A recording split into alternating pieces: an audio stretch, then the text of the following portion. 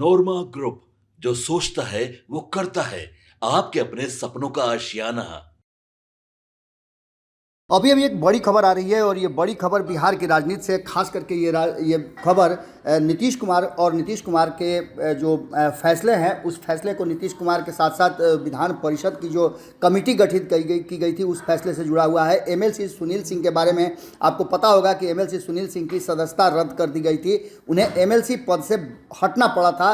ये फैसला एक कमेटी ने की थी, जो कमेटी नीतीश कुमार के ऊपर सुनील सिंह के द्वारा की गई टिप्पणी और भाव भंगिमा को लेकर के किया गया था, जिसको लेकर के सुनवाई भी हुई थी और एक कमेटी गठित की गई थी। उस कमेटी ने यह फैसला किया था कि सुनील सिंह का आचरण निश्चित रूप से जो संसदीय प्रणाली है उसके अंतर्गत नहीं था और इस मामले में सुनील सिंह की सदस्यता चली गई थी। अब इस मामले पर सुनील सिंह ने सुप्रीम कोर्ट में अपनी याचिका दायर की थी और उससे आज सुप्रीम कोर्ट की जो याचिका थी उसमें सुनवाई जो हुई, उस सुनवाई के बाद से एक बड़ा फैसला सामने नजर आया है। एमएलसी सुनील सिंह की सदस्यता बहाल करने का सुप्रीम कोर्ट ने आदेश सुनाया है। आपको बता दें कि इस निर्णय को बिहार के मुख्यमंत्री नीतीश कुमार और जदयू के लिए एक बड़ा झटका माना जा रहा है। जैसा कि हमने आपको बताया भी था कि सुनील सिंह ने जैसे ही एमएलसी चुनाव की प्रक्रिया शुरू हुई, उसके बाद से जो अपनी सुप्रीम कोर्ट में याचिका दायर की थी, उसके बाद से रिजल्ट पर रोक लगा दी गई थी। बिहार के मुख्यमंत्री नीतीश कुमार पर अपमानजनक टिप्पणी करने के आरोप में अपनी एमएलसी की सदस्यता गंवा चुके राजद नेता सुनील सिंह की सुप्रीम कोर्ट से बड़ी राहत मिली है। सुप्रीम कोर्ट ने मंगलवार को सुनील सिंह की सदस्यता को बहाल करने का आदेश दिया है। कोर्ट ने धारा 142 का इस्तेमाल करते हुए यह आदेश जारी किया है। इसके साथ ही कोर्ट ने आचार समिति की ओर से जारी नोटिफिकेशन को रद्द कर दिया है। राष्ट्रीय जनता दल के एमएलसी सुनील सिंह को विधानसभा में मुख्यमंत्री नीतीश कुमार की नकल करने के कारण बर्खास्त किया गया था। उन्होंने अपने निष्कासन के खिलाफ सुप्रीम कोर्ट में याचिका दाखिल की थी। इस मामले में शीर्ष अदालत ने सुनवाई पूरी कर ली है और फैसला सुनील सिंह के पक्ष में दिया गया है।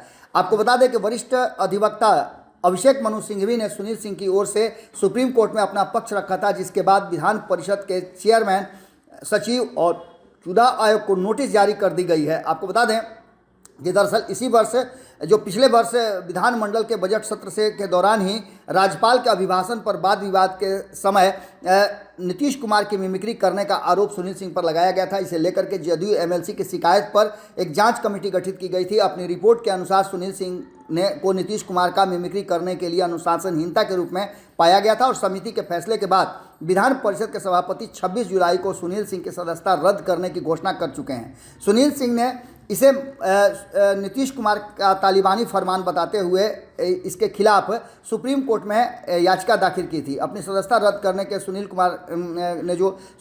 सिंह ने जो याचिका दाखिल की थी, उस पर सुनवाई हो चुकी है। राजद नेता सुनील सिंह के आचार समिति के सभापति से लिखित मांग किया था कि उनका दोष क्या है और उन्हें किस मामले में दंडित किया गया है, ये बताने की कृपा की जाए। इसके साथ साथ आपको बता दें कि साक्ष्य और तथ्य का सबूत नहीं दिया गया। राजद सुप्रीमो लालू प्रसाद यादव की पत्नी राबड़ी देवी के मुंह बोले भाई कहे जाने वाले सुनील सिंह ने कहा था कि क्या किसी को पलटू राम कहना उसकी एमएलसी की सदस्यता जाने का कारण बन सकता है। इसे एक गलत परिपाटी बनाते हुए राजद के निर्णय को लेकर के जोरदार विरोध किया था। जदयू एमएलसी की शिकायत पर सुनील सिंह पर कार्रवाई हुई थी और उपचुनाव के लिए तिथियों की घोषणा के बाद जदयू के ललन प्रसाद को उपचुनाव में उम्मीदवार बनाया गया था, लेकिन नामांकन के साथ साथ उनके परिणाम पर अब तक रोक लगी हुई थी। आपको बता दें कि अब सुनील सिंह की सदस्यता बहाल करने की जो फैसला आया है, जो सूत्रों से जानकारी मिल रही है, उसके अनुसार सुनील सिंह एक बार फिर से उनकी सदस्यता बहाल होगी और ये बड़ा झटका सरकार के लिए और नीतीश कुमार के लिए हो सकता है, क्योंकि सुनील सिंह की सदस्यता बहाल होने के बाद एक नैतिक हार मानी जा रही है। वहीं आपने देखा होगा कि बिस्कोमान मामले में भी मामला अभी तक उलझा हुआ है। इसे भी देखना होगा कि क्या कुछ निकल करके सामने आता है। जुड़े रहिए भारत लाइव के साथ। बहुत बहुत धन्यवाद। आपके सपनों को हमने सजाया है, ई होम्स पैनोरामा को हमने बनाया है। ई होम्स मेरा एक सपना था जिसपे मैं पिछले 4 साल से काम कर रहा था। हमने जो बनाया है वो सबने है माना। ई होम्स पैनोरामा में हो आपका भी आशियाना। और फाइनली हमने 2021 में इस प्रोजेक्ट को लॉन्च किया। बहुत लोग अप्रिशिएट कर रहे हैं कि पूर्णिया जैसे शहर में, बिहार के, एक तो बिहार की बात करें उसमें भी पूर्णिया जैसे छोटे जगह में इस तरह का लाइफस्टाइल देना, ये सुन के हम लोगों को बहुत अच्छा लगता है। ई होम्स में हमने कुछ और भी किया है, जैसे हम जिस जगह में रह रहे हैं हमारे फैमिली सिक्योर हो, उनको सिक्योरिटी का ध्यान में रखा है।